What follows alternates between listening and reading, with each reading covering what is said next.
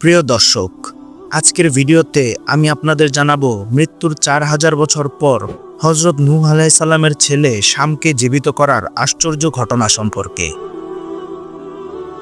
বনী ইসরায়েলের মধ্যে আল্লাহ তাআলা 70,000 পয়গম্বর পাঠিয়েছিলেন, আর তাদের মধ্যে শেষ পয়গম্বর ছিলেন হযরত ঈসা আলাইহিস সালাম।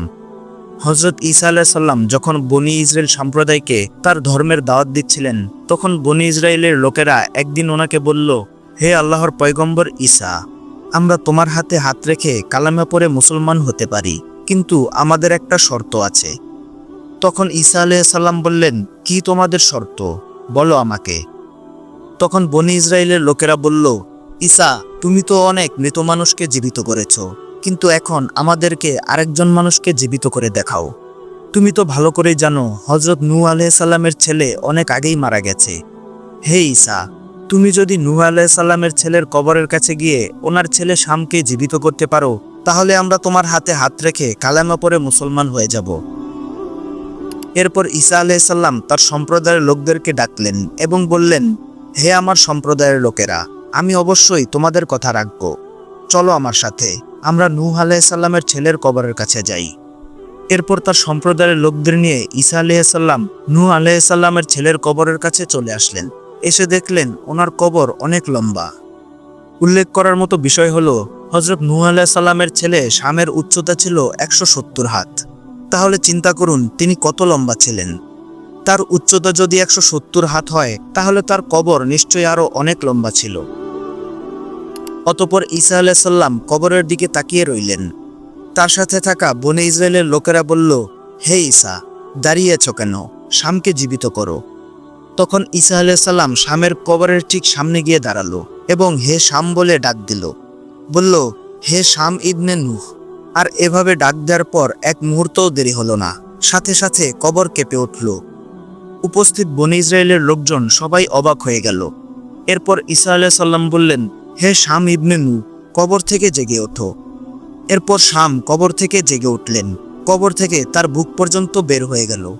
কবর থেকে ওঠার পর শাম ইবনে নূহের সাথে ঈসা আলাইহিস সালামের কথোপকথন শুরু হয়ে গেল। তাদের কথোপকথন দেখে উপস্থিত সবাই হতবাক হয়ে তাকিয়ে রইল।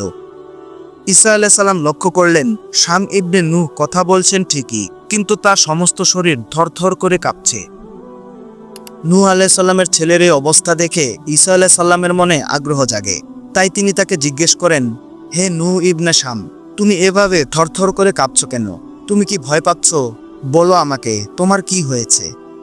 তখন শাম ইবনে নূহ বললেন, হে আল্লাহর পয়গম্বর, আমি ভয় পাচ্ছি, অনেক ভয় পাচ্ছি, আর এই ভয়ের কারণেই থরথর করে কাঁপছি।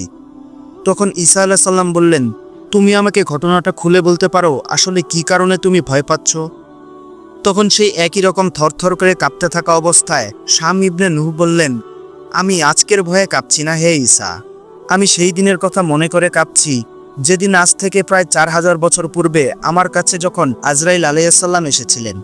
আমি যখন আজরাইল আলাইহিস সালামকে দেখলাম, তখন একেবারে দিশেহারা হয়ে গিয়েছিলাম।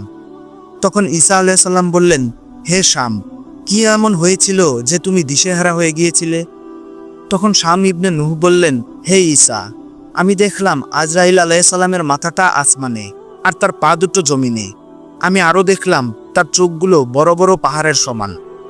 আজরাইল আলাইহিস সালামের আকৃতি দেখে আমি দিশেহারা হয়ে গেলাম এবং আমার আত্মা, আমার রূহ আমার দেহের ভিতরে পালাতে শুরু করলো। আপনি অবাক হবেন হে ঈসা, আমার রূহ আমার শরীরের এক জায়গায় না, 2 জায়গায় না, 3 জায়গায় না, বরং আমার রূহ আমার শরীরের ভিতর 80 জায়গায় পলায়ন করলো।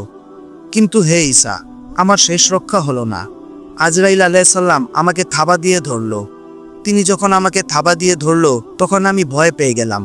আর সেই যে ভয় পেয়ে থরথর করে কাঁপা শুরু করলাম, সেই কাঁপুনি আমার এখনো শেষ হয়নি। আমি আজ পর্যন্ত সেই ভয়ে কাঁপছি। তখন ঈসা আলাইহিস সালাম বললেন, হে শাম, এখন আমি বুঝতে পারলাম তুমি কেন থরথর করে কাঁপছ।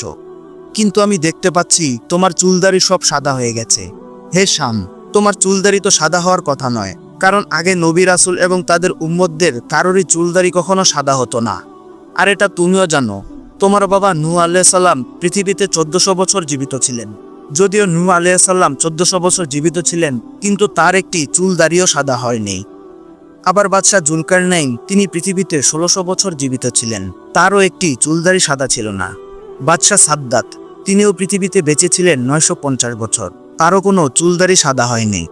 আবার বাদশাহ ফেরাউন, সেও পৃথিবীতে জীবিত ছিল 750 বছর, তারও কোনো চুলদারি সাদা হয়নি। এমনকি আমাদের আদি পিতা হযরত আদম আলাইহিসসালাম, তিনিও পৃথিবীতে 1000 বছর জীবিত ছিলেন, কিন্তু তারও একটি চুলদারি সাদা হয়নি। এরপর ঈসা আলাইহিসসালাম শাম ইবনে নূহকে বললেন, তার মানে আগে সকল নবী রাসূল এবং উম্মতদের কারোরই চুলদারি সাদা হতো না, তাহলে তোমার চুলদারি সাদা হলো কিভাবে? আমি জানতে চাই, শাম, তুমি আমাকে জানাও। তখন শাম বলল, হে আল্লাহর পয়গম্বর, আমার চুলদারিও সাদা ছিল না, আমারও চুলদারি কালোই ছিল, কিন্তু আপনি যখন আমার কবরের সামনে এসে আমার নাম ধরে ডাক দিলেন, তখন আমার মনের ভিতর নতুন করে ভয় জেগে উঠল।